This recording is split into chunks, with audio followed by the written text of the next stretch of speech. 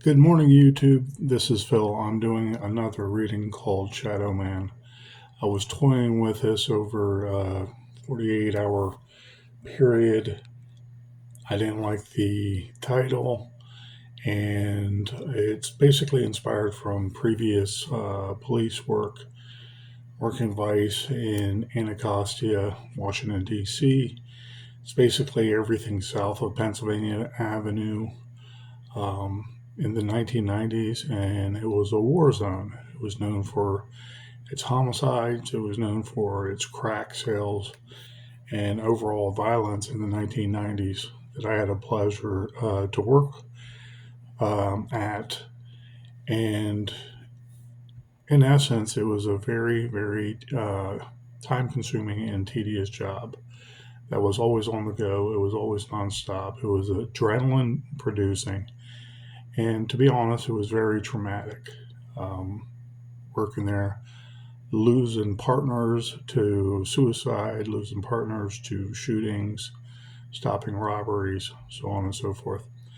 And so it was inspired from my police officer career and actually, driving around and with the hundreds of arrests every month that I took part in with my partners. And we received a lot of awards, I'll just say that, for a vice unit. We started out as a TAC unit, um, 10 of us, basically four guys, started the TAC unit, and we were allowed to expand to about 10 guys. And then they changed our name a couple times to sound politically correct or to sound like politically expedient for what we were intended to do, knock heads. And we did.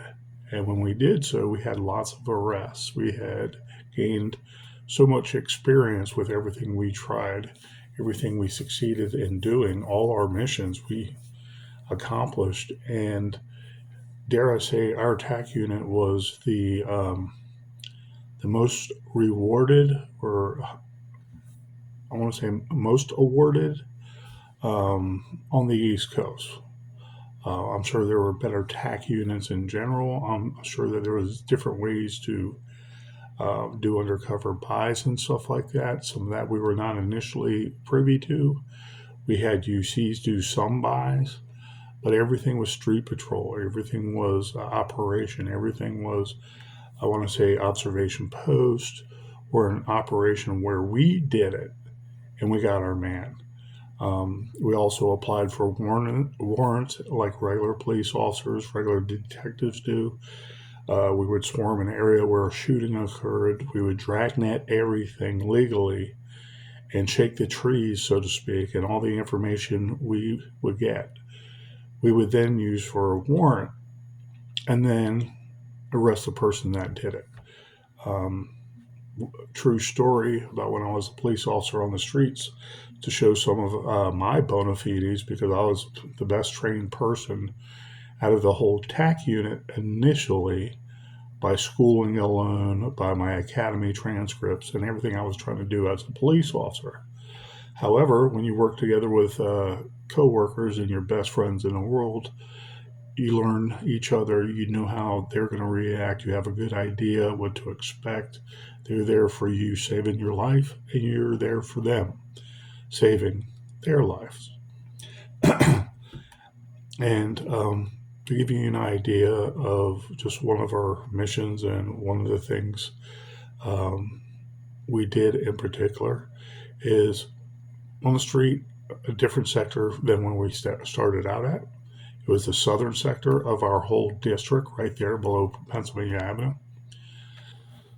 Our sergeant, a black man, would go out in front of this one hustling and bustling building, and we'd run off everybody. And then the out of towners would drive up, and they would get out of their vehicle, and he's standing there between the sidewalk and the building, some 40 feet. And he's like, "Hey, man, hey, I only got some dubs, I only got some dubs." And he'd wave them into the building where uh, like five or six of our TAC unit, including me, are sitting there and snatch up that person for attempt possession of marijuana. And then everything they had on them was search incident to arrest, a legal, bona fide charge, an arrest and actual charges going to court that would stick. But they would also no paper the next day, just attempt possession of marijuana if nothing else was found. So we had one night we did like 50 arrests between, I want to say, 12 to 15 TAC members with uniform. We try to do some operations with uniform presence, as is general orders, okay, when affecting arrests. But of course, we'd have to do some things, all of us in plain clothes, and hide the white person, because the white person would tip off this all black neighborhood that 5-0 was there doing operations. So stuff like that. We had awards for, like, one night 150 arrests. With that, we had guns. We yanked people inside that same building, trying to cop some weed and just have a good night with blickies, with real guns. Okay. One guy that I believe I shot in another shooting, but I couldn't identify him. If that makes sense, when he was in a vehicle driving off with his felonious buddies that were shooting at other people up this one block. I know I shot into a vehicle, and I knew I got the guys inside the vehicle. This one guy was hit, went to the hospital, and I couldn't identify him per se. I think it was a white T-shirt. I remember a white T-shirt of some sort, and I couldn't identify him. And detectives refused to do any kind of because I was involved with the shooting. I couldn't do a warrant, and detectives that were investigating his shooting refused to help me. They were like, "He's a victim. He's a victim. He was shot in the back. He was turning facing the people on the street that he was shooting at and assaulting, while one guy was driving, and he was shot in the back. All the splintering of the metal cut up his back, and one bullet went in his arm underneath like that." How do you do that where the bullet is sticking up?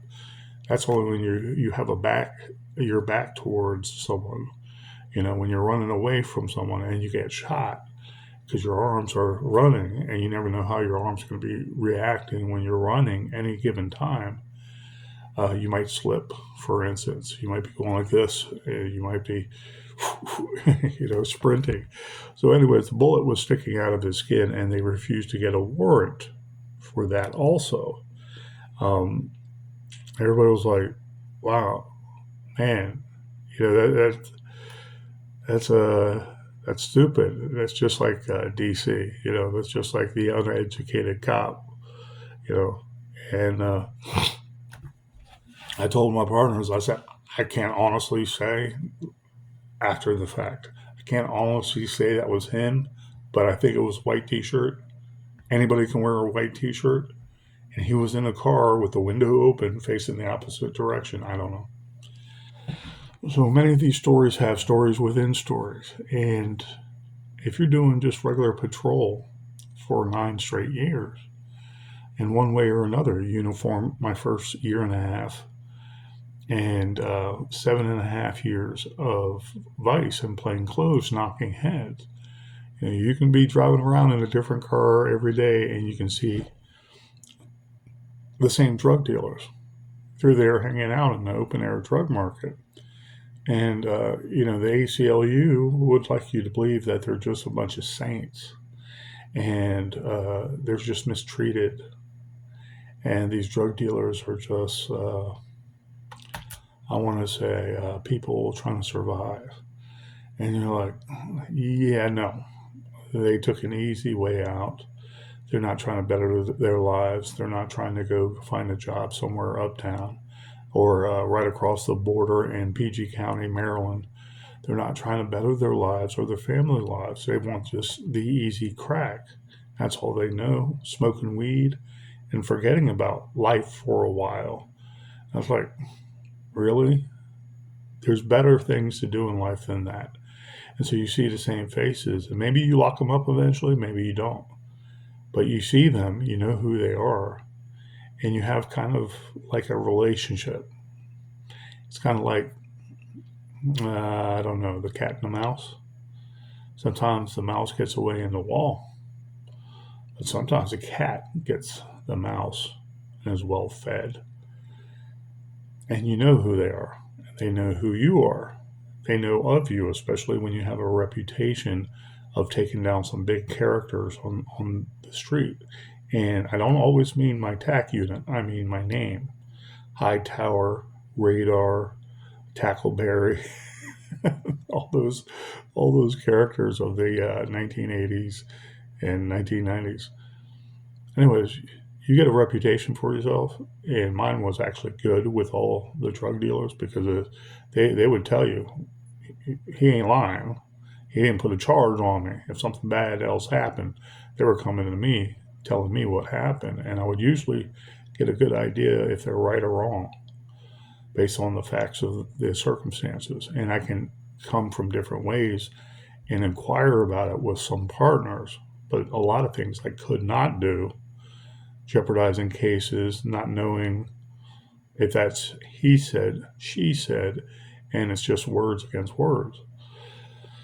So, anyways, but when you see that same drug dealer a while hanging out late at night and it's freaking 1 o'clock in the morning and it's freaking, I want to say 5 degrees, like the weather we've been having lately, it's 5 degrees out to 25 degrees out, anywhere in between that mix. And you're like, why? Why? The liquor stores are all closed, dude. Why do we got to play this game? It's like, don't be a target. And then all of a sudden, those people never show up again. And you're like, whatever happened to? What happened with? Where did what's his name? They were shot previous shift or a couple of days before, and you're just not paying attention because the drug boys are dropping like flies and are always raising the homicide rates in DC. And they ain't gonna cost you DC anyways, known for its vast amounts of shootings and deaths. And so when I'm doing poetry, some of that inspiration and seeing that comes out in different ways. It's not necessarily dramatic. I can write it all day long. I can write a story right now about true stories on the streets of Washington, D.C. and how bad it really is because of politics. But I just don't have the time. And one day I will. Hopefully it'll be contracted and I have sustaining funds for the length of that art being, started, finished, completed, and I can send it in and have a bestseller because I know it would be. It was just too wild. It was too bizarre of a career to pass up. And it was a tragedy also, you know. And I enjoyed being a cop. I drank like a fish, I admit it. But I was sober on the job. You can bet that. When it was time to drink with my buddies and the shift was done, we would finish off the whole night drinking after about 5 to 10 arrests. 3 main felonies, big felonies with, guns and drugs. We'd celebrate like most cops. But I remember, and I had a blast. So some of it dramatic, sure, some of it is. I miss some of my partners. I miss all my partners. I miss my corrupt partners that I never knew were corrupt, but we had a great time at the time. And it tears me up that they're pieces of shit. And I hate to say it. We were the best of the thin blue line. In the middle of the nighttime. In the middle of the dark nighttime. And we loved it, But I can't live for other people, and because I know I'm straight and narrow, I can't tell other people too much what to do when it should be self-evident. That being said, I'm going to try a reading. I did a previous video, and I'm seeking better graphics on the next phone, and then the next week, maybe the next couple of days, because I'm tired of Google telling me to buy something because I'm running out of spaces and I have to delete a lot of photos. I have to do that certain thing. Some cheaper phones appear like very aggravating.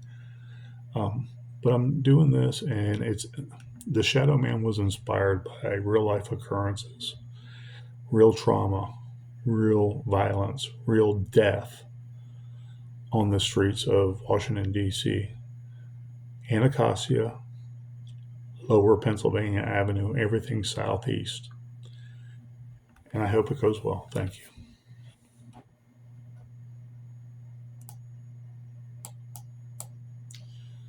Under the street lamp, making a living. In a frost-bitten lair, ready for shiving. Slinging rock in an all-you-can-smoke crack den. Is a one-man clan, the Shadow Man. Teeth bare his blades, his stash in the bush, in the cuts, pushing buck-naked laced Kush. On cold nights he wheels and deals in a dump, welcoming a plague, infecting many a chump. He solicits, peddling crank by the ream, enticing graft, untaxed, in a crypto bank scheme. Smells of death he hadn't showered in days,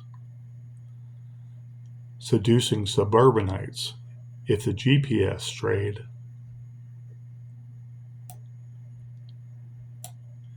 Ne'er-do-wells go down who nod, shooting up, while crackheads in cars jump out with hiccups. Pumping Loc-ed, rolling fat cheeba derigs. Cops carrying garlic crosses, jerry-rigged. The school wears a vest, but it's not for church. When ducking sunlight, supplying his merch. He dodges bullets, a sneaky app vapor, making bank every transacted caper. Fire hydrants wash away victims' bloody stains in the dark part of town where easy money reigns. Death? What do you all know about death? He's just an armed guard protecting his meth. An all-night drugstore overdosing the squatters. Your son doing tricks dressed like your daughters. Tweaking away, customers crawl like bugs. With Dow's small liquor, chug-a-lug.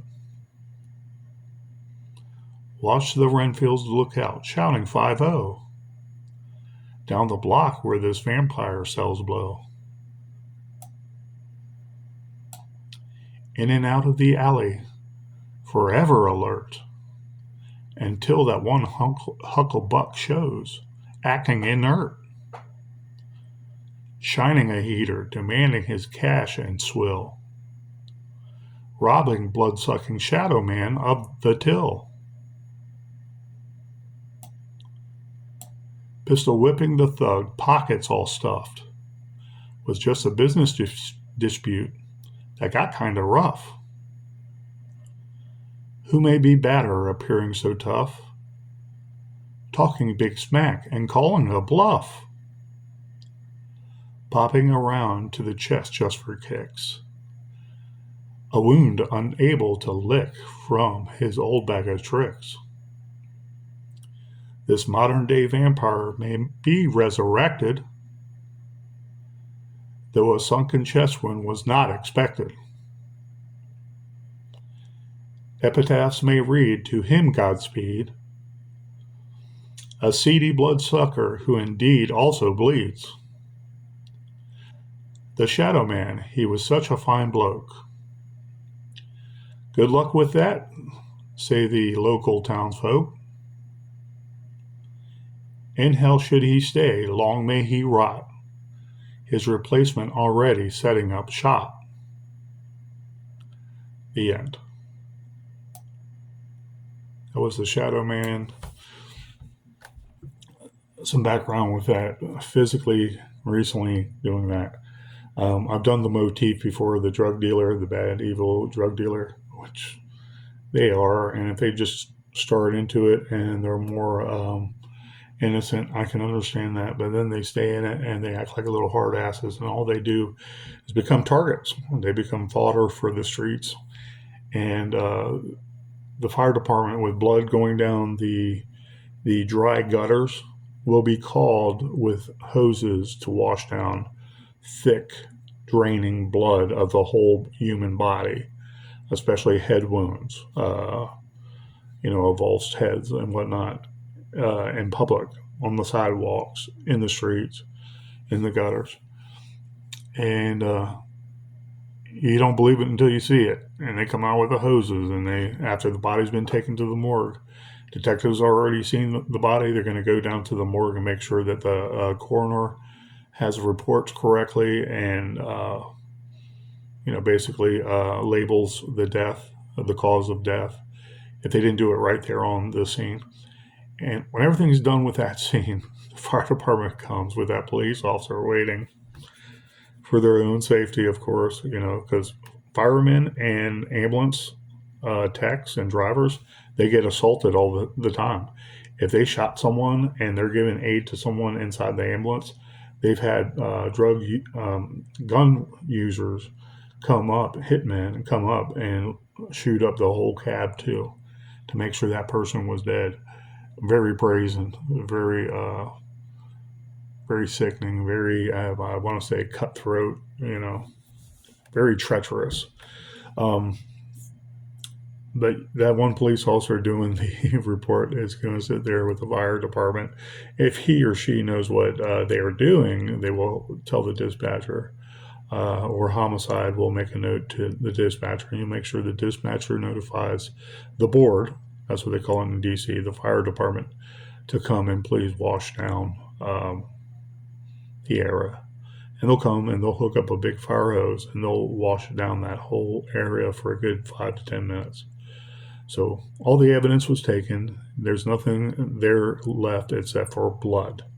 It's kind of morbid, and you don't want it to sit there because now it's a biohazard. Remember, there's still AIDS out there and hepatitis and all that, and people would just worry anyways, even if that blood was exposed to air and technically might not be contagious. They would want it washed down, out of the way, so people walking by would not come in contact with it. Especially while the street is blocked off. And it's like that inspiration sticks with you, real life experience, tragedy, trauma, horror, loss, that feeling of helplessness. Did something good come about it? Those white America, I want to say mostly suburbanite America. Now it's a little mix of everything in the suburbs everywhere, but it's mostly white still, if you add in the Hispanics and Latino. Yeah. Most have a good idea of how bad their city that they're around can be, but they never really know until it affects them, if that's right. If that makes sense, if they were carjacked or what have you, something affected them. They were driving, they're stopped at a light, and there's a shooting across their car. They'd be like, yeah, it's worse than you think. Give the police officers a little more credit, the public officials that are there, and because it's the city, it's not like their rights are violated, is my point. In DC, it's somewhat different because of the Second Amendment not being there at all. There's no one there to arm themselves and slow the tide of crime, because the drug dealers are going to have guns anyways, and they're going to be violent, and they're going to protect themselves regardless. And the law-abiding citizen doesn't know what to do. If they arm up and put a gun on them and then they act suspicious around the cops, that person becomes a criminal because the cops see this and then they approach them and jack them up, do a legitimate pat down. And now they're a criminal. They hate the cops, and the cops are like, "Yeah, well, you're the one that got stuck with the gun, dude." And that's the law. In D.C., it's a little different than the Bill of Rights, and I don't know why. And I don't know why the people don't empower themselves, mostly black in Washington D.C. in my case, and keep on electing idiot Democrats when they're the ones that keep on promoting this. Safe neighborhoods initiatives, all these laws about gun-free zones and crack-free zones and stuff like that, enhanced penalties. And then they're the first ones waiting for an illegitimate arrest or something in the public limelight to occur to one of their citizens, a black person, and it's a white cop. And they'll be like, blah, blah, blah, blah, blah, blah, blah. The first ones to raise their voices and then act like they're helping the population when they're not, because they'll never do anything like make guns legal in DC. It's like, why not?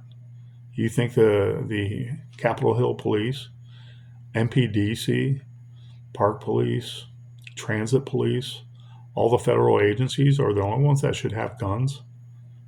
Then you're bound to have a lot of shootings. Because the whole city is a gun-free zone. The criminals don't care about our laws. They're happy the citizens can't have a gun because they're going to carry a blicky one way or another to protect themselves.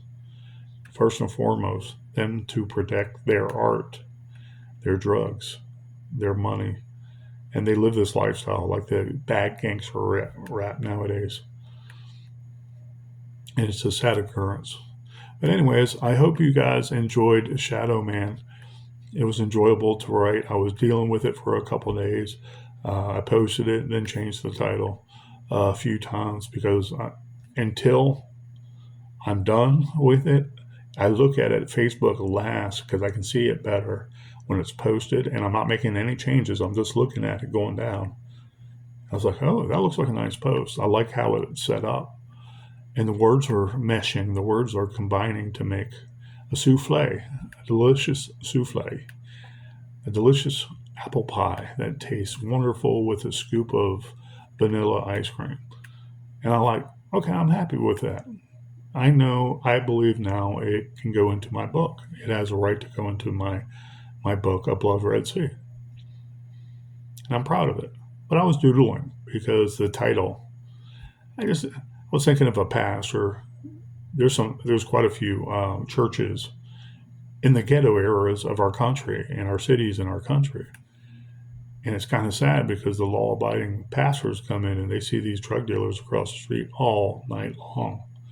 Anything they do at the church, paperwork, maybe opening up the church for the chorus singers and rehearsals, and they see these drug dealers.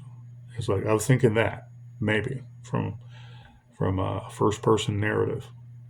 I was like, nah, I'll keep it simple, just like, the assumption can be there, whoever it is, but it's most likely me, or it's most likely the police. And after a while, not giving a crap, because you warned the drug dealers too. You get to know them. You see them there creeping under the street lamps when they're doing their dirt, and they go back into the alleyway cut, the cut, where they do even worse dirt, and they just don't want to be detected. Sometimes they come out underneath the street lamps, and you catch them at the right time. Do jump out, they run, you see freaking crack flying everywhere, guns flying everywhere, and you get your man. Sometimes you don't. Anyways, guys, thank you for your time, and if you got some poetry out there, write it, post it on some groups, get some input, because I really enjoyed writing this, and I feel more comfortable doing the short game, doing some doodling and poetry as I expand my repertoire, so to speak. But I thank you guys, and I hope you have a wonderful weekend.